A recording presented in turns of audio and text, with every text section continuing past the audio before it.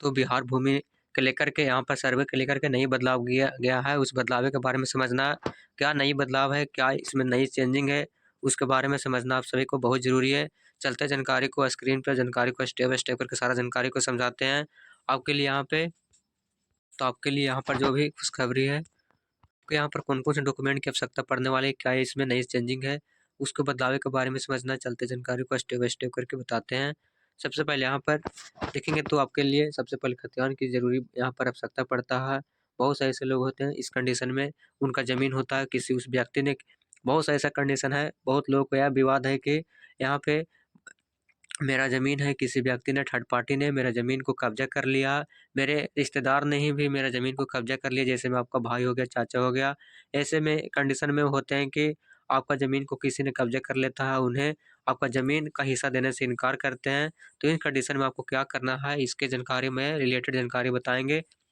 तो सबसे पहले अगर किसी ज़मीन ने आपको कब्ज़ा कर लिया है तो या सर्वे करने का प्रोसेस है। अगर आपका पूर्वज का ज़मीन है, आपका खतियानी ज़मीन है, तो आपको यहाँ पर प्रपत्र संख्या 2 और यहाँ पर प्रपत्र संख्या 3-1 भरकर वंशावली यहाँ पर इसका पोर्टल पर जाकर के अपलोड कर सकते हैं। अन्यथा अगर आपका ज़मीन केवाला हुआ है और जो जिनके नाम से केवाला धारक हैं, वही वर्तमान समय में जीवित हैं, इस कंडीशन में सिर्फ़ उनको प्रपत्र संख्या 2 भरकर, प्रपत्र संख्या 2 में भरने के लिए सबसे पहले खाता खेसरा नंबर, क्या उनका नाम है, कितना रकबा डिसमिल है, यह जानकारी वहाँ भरा जाता है।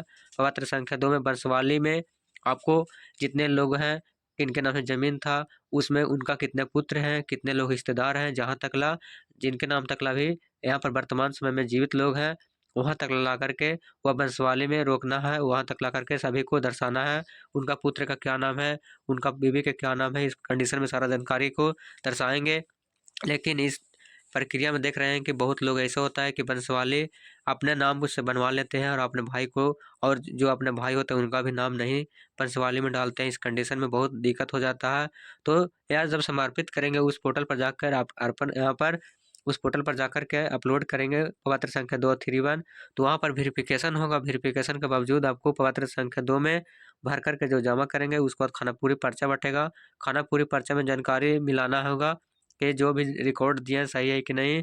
आपको ज़मीन पर वेरिफ़िकेशन करने के लिए जो इस सर्वे में जो अधिकारी लोग बनाए हैं, उनको भेजा जाएगा कि क्या ये वास्तव में ज़मीन वो उन्हीं के नाम से है, उन्हीं लोग अभी हिस्से लोग लेने लायक हैं कि और भी पार्टी हैं। लेकिन इस कंडीशन में आकर वेरिफ़िकेशन करेंगे, आपका ज़मीन का नापी-जोखी करेंगे, क्या आपका ज़मीन का खाता है, क्या रकबा है वहाँ पर, और आपका ज़मीन का कोई डॉक्यूमेंट होगा, वो आपसे माँगेंगे और आपसे ये सर्वे की प्रक्रिया में पूरा यहाँ पर काम करने के लिए जो आवश्यकता दस्तावेज़ होगा, वह आपसे माँगा जाएगा। इसके लेकर के सबमिट करना होगा। उसके बाद आगे के प्रोसेस में आपका ज़मीन ने किसी ने कब्ज़ा कर लिया है, किसी दूसरे पार्टी ने, तो उस समय भी वंशावली में और पत्र संख्या 2 में जो वहाँ पर बोला जाता है कि आपका ज़मीन का किसी कब्ज़ा कर लिया, तो जो आपका ज़मीन को कब्ज़ा कर लिया, उसका क्या नाम है, उनका नाम बता सकते हैं, कब से कब्ज़ा कर लिया। लेकिन बहुत सा ऐसा कंडीशन होता है कि आपका जो खेत का विवाद बढ़ कर के कोर्ट में चला गया है, तो इस कंडीशन में आपका कोर्ट का जो भी केस होता है, केस नंबर, वो केस नंबर वहाँ पत्र संख्या 2 में नोट कर देना है कि मैं यहाँ पर केस के कोर्ट के मुताबिक चल रहा आ रहा है।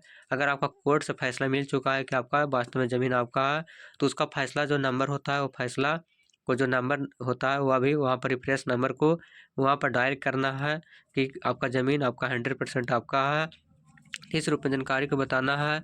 अगर सर्वे की प्रक्रिया करना है ऑनलाइन, तो सर्वे करने की प्रक्रिया अभी वर्तमान समय में शुरू है। तो यहाँ पर सर्वे करने के लिए कौन-सा पोर्टल पर आपको जाना के लिए आवश्यकता होगा, कौन-सा पोर्टल से आप सर्वे कर सकते हैं बिल्कुल। यहाँ पर देरी किए हुए तो आपको यहाँ पर बहुत सा लिंक देखने को मिलता है, यहाँ से अपना दाखिल खारिज कर सकते हैं, आवेदन कर सकते हैं, अपना लगान को पे कर सकते हैं। यहीं पर भू लगान होता है, परिमार्जन कर सकते हैं। यहाँ पर परिमार्जन होता है, इसका मतलब आपको ज़मीन का किसी का खाता खेसरा नंबर, किसी ज़मीन का प्लॉट छूट गया है, तो इस कंडीशन में आप यहाँ पर परिमार्जन करके अपना ज़मीन को पोर्टल पर चढ़ाएँगे। यहाँ पर देखेंगे भू अभिलेख परिणाम निर्देशालय मिलेगा।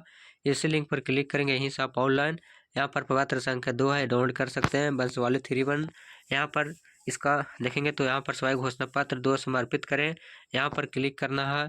यहाँ पर अपलोड करना है, मतलब कि ऑनलाइन पोर्टल पर अपलोड करना है सर्वे। तो इस लिंक पर क्लिक करेंगे, इस लिंक पर जैसे ही क्लिक करेंगे थोड़ा सा आपको यहाँ पर वर्क लेगा। यहाँ पर देखेंगे तो नई तरीक़ा से यहाँ पर डिजिटलाइजेशन किया गया है।